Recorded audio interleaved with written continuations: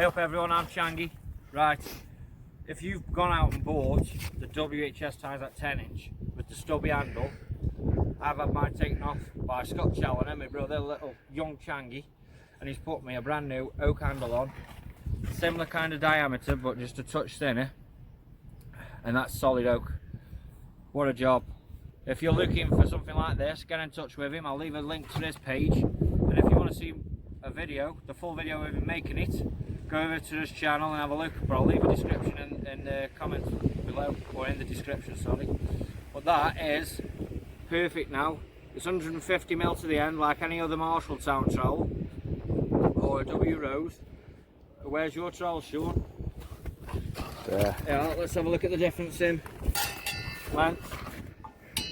That to the W Rose is more or less identical for length, but we've put this copper stop on the back for when you're knocking down on your blocks and bricks, and it's lovely. Shaped it right into my hand as well. So if you want something like this on your trowel, you want it customised, get in touch with my brother Scotty Changy. Keep it nice and easy.